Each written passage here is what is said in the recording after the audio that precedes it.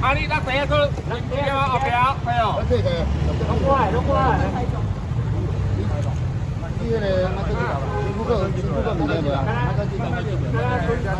哎啊，啊，你另外一只对，第二另外一只对，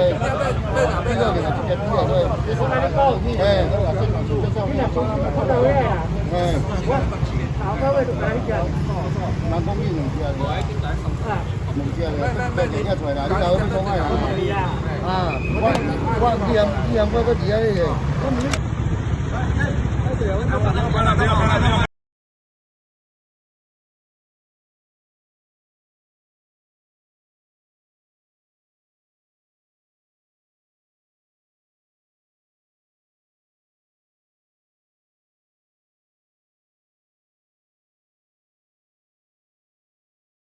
，2月21号，金姓嫌犯枪杀姚姓被害人致死，还有他的女友重伤。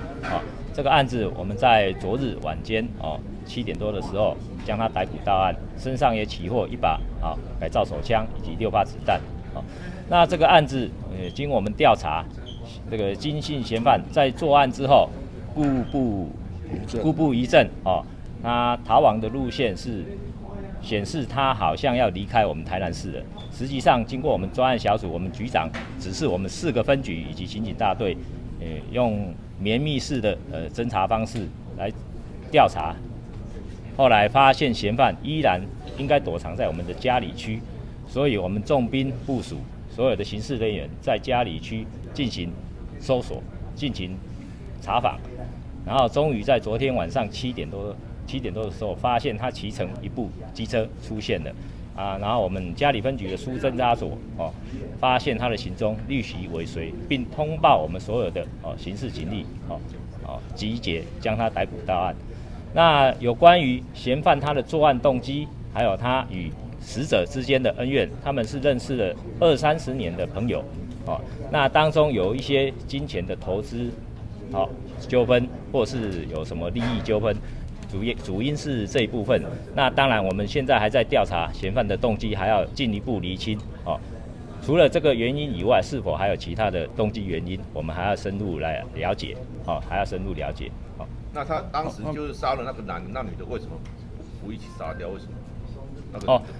女性嫌犯也有中枪，可能是她的没有打中要害，所以女性嫌犯目前还没有生命危险。这个女被害者她的目前的身体状况怎么样？身体状况还目前是没有生命危险的，不过还必须在加护病房里面。是。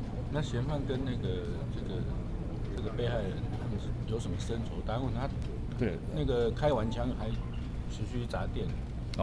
据了解，就是嫌犯在2月17号，他本身因为另外一件案件通缉，那也是之前跟那个被害人之间有一些纠纷，所以他17号那一天就有去在槟榔摊起纠纷，然后槟榔摊的那个女性被害人她有通知我们警察到现场处理，然后才发现他是通缉犯的身份，因此予以逮捕。嫌犯可能因为这个案子就认为说他向我们警方举报他，所以也引发一些他的不满。是。大作，那个嫌犯跟死者之间是不是因为合伙生意的关系，然后一些财务纠纷才引发这一场杀机？目前是财务纠纷的部分，我们也是调查的重点，所以目前还在侦讯当中，会深入了解，不排除有这方面的纠纷是。那有感情上吗？感情上目前初步调查是比较没有。那嫌犯的部分是不是他的前科累累，那加上他身体状况不是说很好，才会引发这一场？